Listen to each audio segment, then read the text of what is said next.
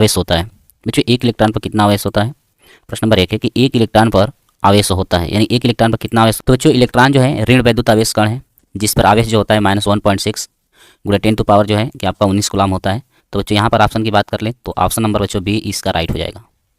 Option number क्या हो जाएगा बच्चों? ऑप्शन नंबर बी यहाँ पे बिल्कुल आपका राइट हो जाएगा। ठीक है, तो ऑप्शन नंबर बी आप लोग यहाँ पे टिक कर देंगे। ऑप्शन नंबर बी जो है बिल्कुल आपका सही हो जाएगा। चलिए बच्चों अगले प्रश्न की तरफ बढ़ते हैं। अगला प्रश्न क्या है, आप ध्यान से इस प्रश्न को देखिए। इस प्रश्न को बच्चों ध्यान से देखिए, हर एक प्रश्न को आप लोग याद करते चलिए। एक प्रोटॉन पर वैद्युत आवेश की मात्रा होती है। बच्चों एक प्रोटॉन पर वैद्युत आवेश की मात्रा क्या होती है, इसका जवाब दीजिए। एक प्रोटॉन पर वैद्युत आवेश की मात्रा क्या होती है? ठीक है, एक प्रोटॉन पर वैद्युत आवेश की मात्रा बच्चों कितनी होती है वो आपको बताना है। एक प्रोटॉन पर वैद्युत आवेश की मात्रा कितनी होती है? 1.6 गुणे 10⁻⁻19 कूलम आपकी होती है। तो बच्चों जो इलेक्ट्रॉन का आपका होता है आवेश, वही जो है कि आपका यहाँ पर प्रोटॉन पर भी आवेश वैद्युत आवेश की मात्रा होती है। तो आपका ऑप्शन नंबर क्या हो जाएगा बच्चों? ऑप्शन नंबर डी आपका बिल्कुल राइट हो जाएगा। 1.6 गुणे 10⁻−19 कूलम आपका हो जाएगा। ठीक है, चलिए अगले प्रश्न की तरफ हम लोग बढ़ते हैं। अगर कोई समस्या होती है तो आप हमें कमेंट द्वारा पूछ सकते हैं। ठीक है, चलिए बच्चों अगला प्रश्न है। ठीक है, चंदन कुमार जी कह रहे हैं ऑप्शन नंबर डी बिल्कुल आपका राइट है। चंदन जी, चंदन जी का बिल्कुल राइट है यहाँ पे। चलिए चंदन जी अगला क्वेश्चन आपका आया है। प्रश्न नंबर 3 है कि एम्पियर सेकेंड किसका मात्रक है? बच्चों ये बताना है कि आपका एम्पियर जो सेकेंड होता है वो किसका मात्रक होता है। प्रश्न नंबर 3 है कि एम्पियर सेकेंड, एम्पियर जो सेकेंड है ये किसका मात्रक है? ठीक है, जितने बच्चों को पता है वो कमेंट द्वारा बताएंगे। पहला ऑप्शन है बच्चों वैद्युत ऊर्जा का मात्रक है, वैद्युत विद्युत वाहक बल का, और सी ऑप्शन है बच्चों वैद्युत आवेश यानी कि आवेश का मात्रक है, डी ऑप्शन है बच्चों विद्युत धारा का मात्रक है। ठीक है, किसका जो है कि आपका ये मात्रक है एम्पियर सेकेंड। ठीक है, किसका मात्रक होता है एम्पियर सेकेंड? तो ध्यान दीजिए बच्चों, यहाँ पे आप लोगों को पता है कमेंट द्वारा बता सकते हैं। बच्चों एम्पियर जो होता है ना, एम्पियर गुणे आपका जो सेकेंड दिया है ना, क्या दिया बच्चों? सेकेंड। तो एम्पियर जो होता है बच्चों ये धारा का मात्रक होता है। किसका मात्रक होता है? धारा का। और सेकेंड बच्चों पता है कि ये जो है सेकेंड आपका समय का मात्रक होता है। सॉरी हाँ समय यानी कि समय का मात्रक क्या होता है? सेकेंड। धारा को बच्चों हम लोग आई कहते हैं, गुणे समय को हम लोग क्या कहते हैं? टी, यानी कि आई इंटू टी, यानी कि वैद्युत धारा आई गुणे टी। ये बच्चों आपका जो सूत्र होता है ये आपका होता है आवेश का। किसका होता है? आवेश का। यानी कि बच्चों हम लोग आवेश का यदि हम लोग सूत्र कहें तो आवेश का जो सूत्र होता है ना, तो आवेश का सूत्र होता है धारा गुणे समय। क्या होता है? धारा गुणे समय। तो यहाँ पर आवेश यानी कि वैद्युत आवेश का जो मात्रक होता है बच्चों, यहाँ पे वैद्युत जो आवेश है, वैद्युत आवेश का जो मात्रक होता है बच्चों आपका होता है ampere into second. Ampere into क्या होता है? सेकेंड। चलिए चंदन कुमार जी कह रहे हैं option number D. Option number क्या कह रहे हैं? डी। चंदन जी का ऑप्शन नंबर डी आ रहा है 3D। अच्छा 3D, अच्छा तीसरे का डी, वैद्युत धारा का नहीं। चंदन जी आप एक बार चेक कर लीजिए, यहाँ पर मैं आपको बता दिया हूँ पूरा डिटेल से किस तरह से आपका हो रहा है। तो ये बच्चों आवेश का मात्रक, क्योंकि आवेश बराबर होता है एम धारा गुणे समय, यानी विद्युत धारा गुणे समय आपका होता है। तो धारा का मात्रक एम्पियर होता है बच्चों, और आपका समय का मात्रक क्या होता है? सेकेंड, यानी एम्पियर इंटू सेकेंड। ये आपका हो जाएगा आवेश का मात्रक। किसका मात्रक बच्चों? आवेश का मात्रक ये आपका हो जाएगा। तो यहाँ पर आवेश का मात्रक हो जाएगा ऑप्शन नंबर सी बच्चों, बिल्कुल आपका राइट हो जाएगा। क्या हो जाएगा बच्चों? ऑप्शन नंबर सी यहाँ पर बिल्कुल आपका राइट हो जाएगा। तो हम लोग ऑप्शन को टिक कर देंगे, ऑप्शन नंबर सी को। बताइए कोई इसमें समस्या तो नहीं है?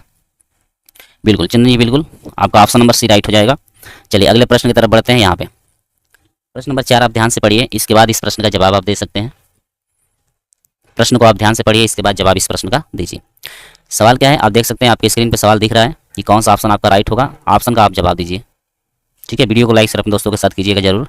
यदि हमारे साथ अभी तक आप अपने दोस्तों को नहीं जोड़ पाए हैं तो कृपया करके आप अपने दोस्तों को जो है कि हमारे साथ जोड़िए, वीडियो को लाइक शेयर करिए। चलिए प्रश्न नंबर 4 क्या है देखिए, कह रहा है कि प्रश्न नंबर 4 किसी वैद्युत बल्ब में फिलामेंट 1 एम्पियर की धारा ली जाती है। ठीक है, यानी कि फिलामेंट द्वारा जो है 1 एम्पियर की धारा ली जाती है।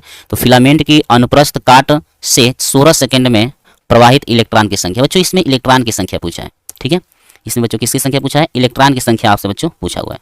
ठीक है, यहाँ पर 4 ऑप्शन दिए गए हैं बच्चों। पहला ऑप्शन कह रहा है कि क्या आपका 10 का घात 20 होगा, क्या 10 का घात 16 होगा बच्चों, 10 का घात 18 होगा, या 10 का घात 23 होगा। ठीक है, इसमें इलेक्ट्रॉनों की संख्या बच्चों पूछ रहा है। किसकी संख्या पूछ रहा है? इलेक्ट्रॉनों की संख्या आपसे पूछ रहा है कि कितना आपका होगा। चलिए जल्दी से जवाब दे दीजिएगा, इसका इलेक्ट्रॉनों की संख्या कितनी होगी।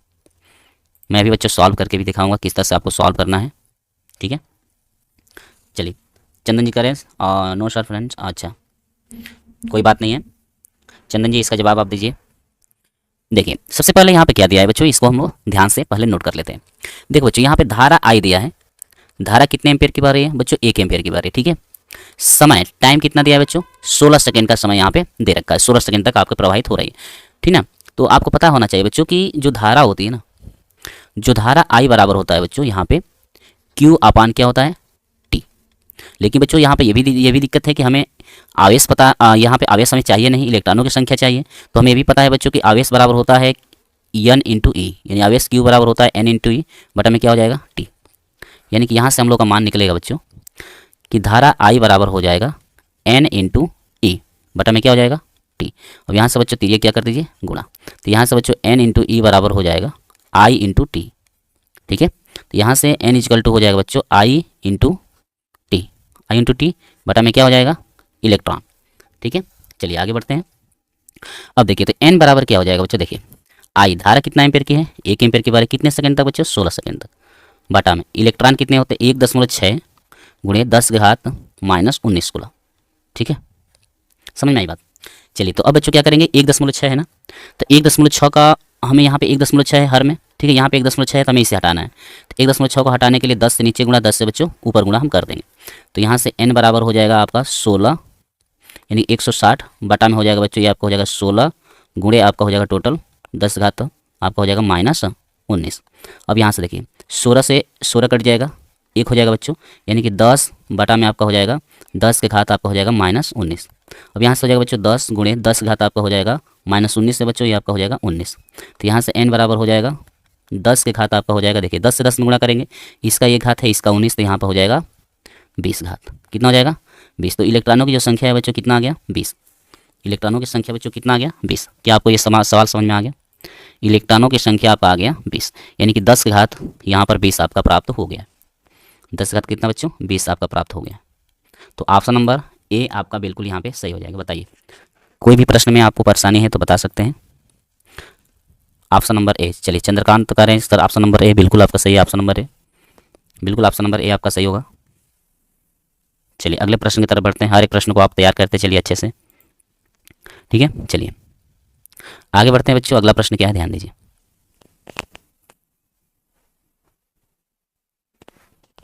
अगला प्रश्न है प्रश्न नंबर 5, कह रहे किसी चालक तार, प्रश्न क्या है ध्यान से पढ़िए इस प्रश्न को। कह रहा है प्रश्न नंबर 5, किसी चालक तार में विद्युत धारा का प्रवाह होता है। बच्चों कोई भी चालक तार है ना, उसमें विद्युत धारा का प्रवाह किस तरह से होता है। पहला दिया है मुक्त इलेक्ट्रॉनों द्वारा, और इसके बाद बी ऑप्शन दिया है प्रोटॉनों द्वारा, सी ऑप्शन दिया है बच्चों आयनों द्वारा, और डी ऑप्शन दिया है आपका न्यूट्रॉनों द्वारा। किसके द्वारा होता है, यानी किस कोई भी चालक तार है उसमें जो आपका विद्युत धारा का प्रवाह होता है किसके द्वारा होता है, ठीक है। जितने बच्चों को यदि पता है तो आप हमें कमेंट द्वारा बता सकते हैं। तो बच्चों याद रखिएगा किसी चालक तार में विद्युत धारा का जो प्रवाह होता है बच्चों ना, वो मुक्त इलेक्ट्रॉन के कारण होता है। किसके कारण होता है बच्चों, मुक्त इलेक्ट्रॉन के कारण आपका होता है। तो ऑप्शन नंबर क्या हो जाएगा, ऑप्शन नंबर ए बच्चों यहाँ पे ऑप्शन नंबर ए आपका राइट हो जाएगा। बताइए जो भी लोग हमारे साथ जुड़े हुए हैं बताइए क्या ये आपको समझ में आया।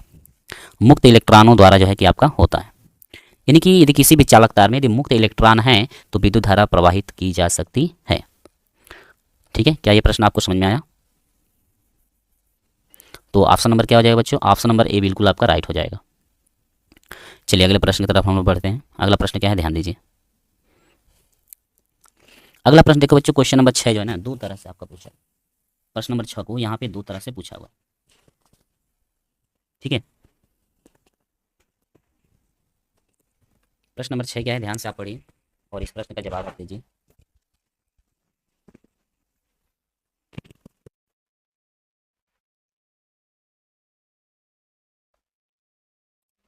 प्रश्न नंबर 6 है,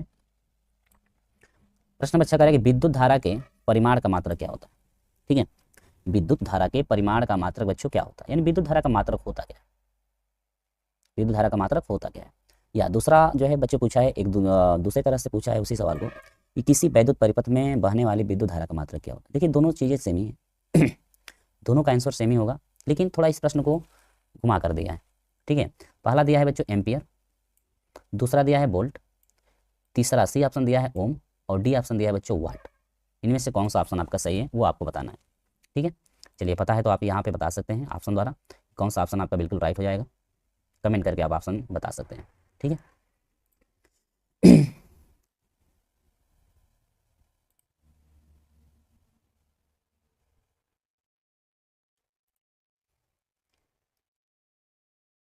चलिए बच्चों, तो याद रखिएगा कि हमेशा विद्युत धारा का जो मात्रक होता है ना बच्चों, विद्युत धारा का मात्रक जो होता है ना आपका एम्पियर होता है। क्या होता है? एम्पियर।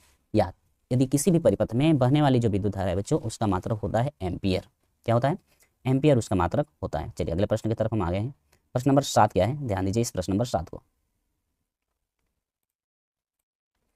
प्रश्न नंबर 7 है बच्चों, कह रहा है कि यदि एक इलेक्ट्रॉन को अनंत से किसी किसी बिंदु तक लाने में देखिए किसी बिंदु तक लाने में कह रहा है कि किया गया कार्य यहाँ पर 64 जूल का हो रहा है। तो बच्चों कह रहा है कि उस बिंदु पर कार्यरत विद्युत बल विभव का मान क्या हो। देखो बच्चों यहाँ पे विद्युत बल विभव का मान पूछ रहा है। ठीक है, और पहला ऑप्शन दिया है बच्चों, ऑप्शन नंबर पहला दे रखा है कि 4 × 10 घात 20 वोल्ट होगा। बी ऑप्शन दिया बच्चों 10 का घात 10 वोल्ट होगा। सी ऑप्शन दिया बच्चों 10 घात 9 वोल्ट होगा। डी ऑप्शन दिया है बच्चों 2 × 10 घात 20 वोल्ट होगा। इनमें से एक ही ऑप्शन आपका राइट है और वो कह रहा है कि कौन सा ऑप्शन आपका सही है। ठीक है, अब आसान से इस सवाल को हल करके जवाब जो है कि आप दे सकते हैं कि कौन सा ऑप्शन आपका राइट है।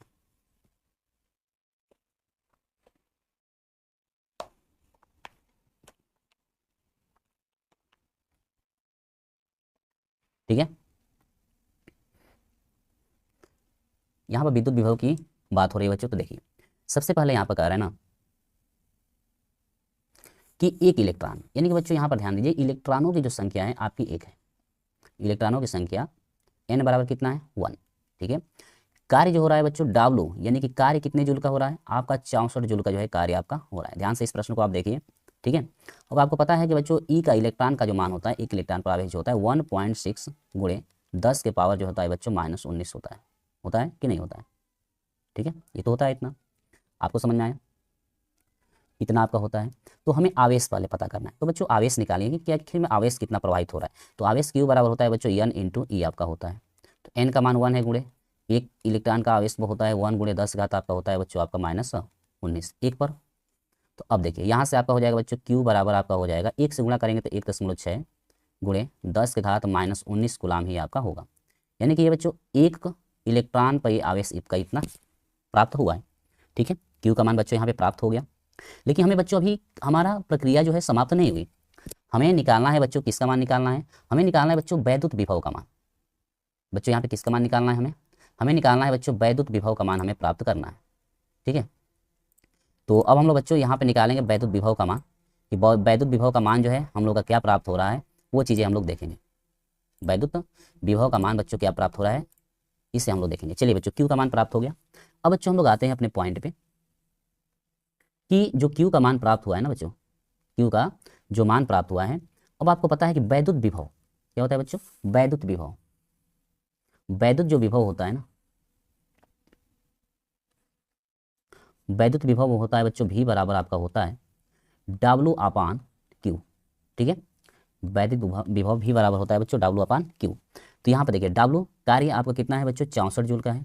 और जो आवेश प्राप्त हुआ है बच्चों, आवेश कितना का टोटल प्राप्त हुआ है? 1.6 × 10⁻⁻⁴ आपका कितना हो जाएगा? -19 का जो है आवेश प्राप्त हुआ है। ठीक है, तो अब देखो बच्चों यहाँ पे क्या है, ध्यान देना 1.6 नीचे है तो हमें क्या करना है कि 10 से नीचे गुणा कर देना है 10 से ऊपर। क्यों हो रहा है बच्चों? क्योंकि 1.6 जो है ना इस पॉइंट को हटाने के लिए 10 से ऊपर गुणा 10 से नीचे गुणा हमें करना पड़ेगा, क्योंकि 10.1 अंक पे है। तो ऊपर हो जाएगा 64 यानी कि 640 बटा में आपका हो जाएगा बच्चों 16 × 10 घात हो जाएगा -19। ठीक है, आपको इतना समझ में आया? चलिए अब 16 से कटाएंगे 640 को, तो 16 चौके 64, 16 चौके कितना हो जाएगा? 64। ठीक है, यानी कि 40 बन गया। तो यहाँ से हो जाएगा बच्चों V बराबर आपका हो जाएगा 40 बटा में आपका हो जाएगा 10 के घात -19। अब यहाँ से हो जाएगा बच्चों 40 गुणे, देखिए हर में जो है माइनस है, ऊपर जाएगा तो बच्चों ये हो जाएगा प्लस में, यानी कि 10 घात कितना हो जाएगा? 19। ठीक है, लेकिन देखिए इसमें ऐसा कोई ऑप्शन नहीं है जो आपका 40 गुणे में आपका दे रखा है। तो हमें क्या करना है बच्चों, यहाँ पे 40 के पीछे जो है यहाँ पे दशमलव मानना पड़ेगा और इस दशमलव को हमें एकदम एक अंक पे ले जाना है। ठीक है, तो ये आप लिख सकते हैं 4 गुणे, ठीक है, दशमलव एक अंक पे ले जाएंगे बच्चों तो 4.0 बन जाएगा और ये इसमें 19 में एक घात जुड़ जाएगा, यानी कि 10 के घात आपका हो जाएगा कितना? 20। यानी कि 4 गुणे आपका हो जाएगा बच्चों 10 घात आपका 20 यहाँ पे मिल जाएगा। यानी कि जो आपका विद्युत विभव है बच्चों आपका हो जाएगा 4 गुणे 10 घात 20। कितना आ गया? 4 गुणे 10 घात 20 जो है वोल्ट आपका प्राप्त हो जाएगा। बताइए क्या आपको ये समझ में आया सवाल, किस तरह से आपका सवाल हुआ है? ठीक है, तो ऑप्शन की यदि बात कर ले बच्चों तो ऑप्शन कौन सा है आपका सही? ऑप्शन नंबर बच्चों आपका ए बिल्कुल आपका सही हो जाएगा। ऑप्शन नंबर क्या हो जाएगा? ए। ऑप्शन नंबर जो है ए आपका बिल्कुल सही हो जाएगा। ठीक है, कोई डाउट यहाँ पे नहीं होना चाहिए। अगर कोई भी डाउट है तो आप हमसे कमेंट द्वारा पूछ सकते हैं कि आपका कहाँ पे यहाँ पे समस्या हो रही है। ठीक है, तो ऑप्शन नंबर बच्चों क्या हो जाएगा? ऑप्शन नंबर ए बिल्कुल आपका राइट हो जाएगा। पहले करना कुछ नहीं है बच्चों, आपका पहले आपका एक इलेक्ट्रॉन दे रखा है तो एक इलेक्ट्रॉन पर हमें ये ज्ञात करना है कि एक इलेक्ट्रॉन पर आवेश कितना है आपका। ठीक है, पहले आवेश को हम लोग निकाल लेंगे। इसके बाद बच्चों हमें वैद्युत विभव निकालना है। तो विद्युत विभव जो है V बराबर होता है W/Q आपका होता है। कार्य आपका दे रखा है, आवेश आपको पता ही है। ठीक है, इसके बाद हम लोग सॉल्व कर देंगे और जितना भी का मान आएगा बच्चों वो फाइनल आपका आंसर यहाँ पे प्राप्त हो जाएगा। ठीक है, चलिए अगले प्रश्न की तरफ चलते हैं। चलिए बच्चे अगला प्रश्न आपका बिल्कुल सिंपल है। कह रहा है प्रश्न नंबर 8 कि विभवांतर का मात्रक है, सॉरी विभवांतर का मापक यंत्र है। बच्चों विभवांतर को किससे मापा जाता है वो आपको बताना है। विभवांतर को किससे मापा जाता है वो आपको बताना है। पहला है बच्चों धारामापी से मापा जाता है। बी ऑप्शन है बच्चों वोल्ट मीटर से मापते हो विभवांतर को। सी ऑप्शन है बच्चों अमीटर से। ठीक है, डी ऑप्शन है बच्चों ओम मीटर से। किससे? ओम मीटर से।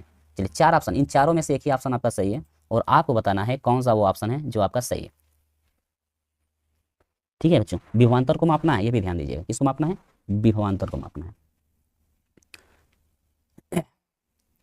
चलिए बच्चों तो याद रखिए विभवांतर को बच्चों हमेशा मापा जाता है वोल्ट मीटर से। किससे मापा जाता है बच्चों? वोल्ट मीटर से विभवांतर को मापा जाता है।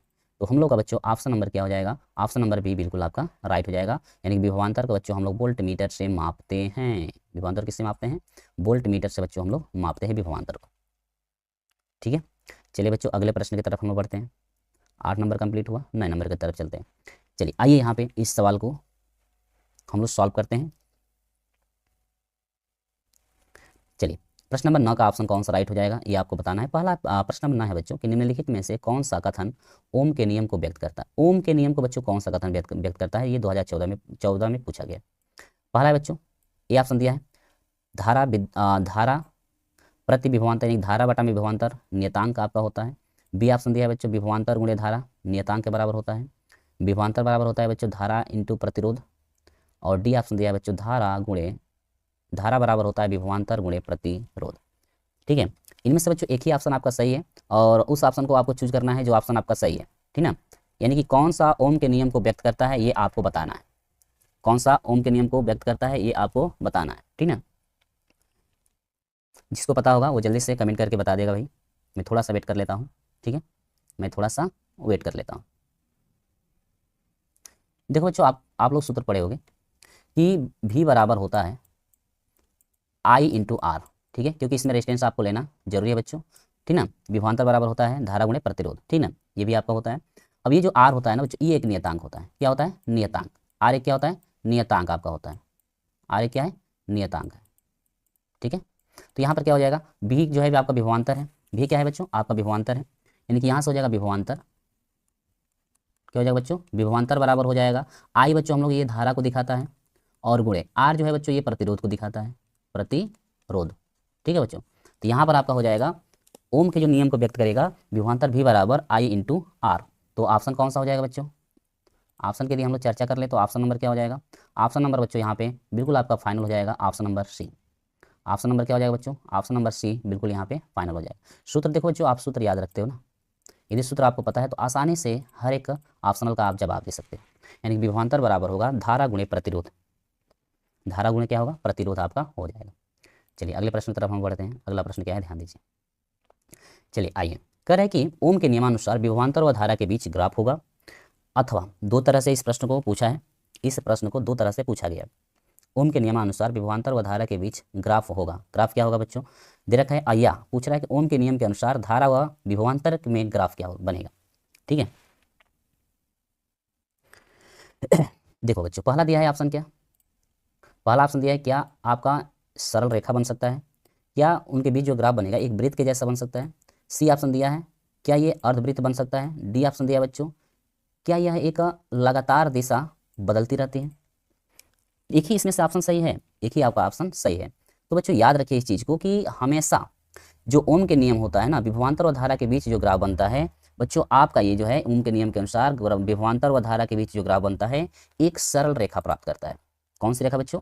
सरल सरल रेखा प्राप्त होती है। यानी कि ऑप्शन नंबर यदि बात करें बच्चों ना, तो ऑप्शन नंबर यहाँ पे आपका बिल्कुल ए राइट हो जाएगा। ऑप्शन नंबर क्या हो जाएगा? ए बिल्कुल आपका यहाँ पे राइट हो जाएगा। ठीक है, यानी कि एक सरल रेखा जो है प्राप्त करेगा। ध्यान दीजिए, धारा व विभवांतर के बीच ग्राफ जो है एक ऐसा प्राप्त होता है, एक सरल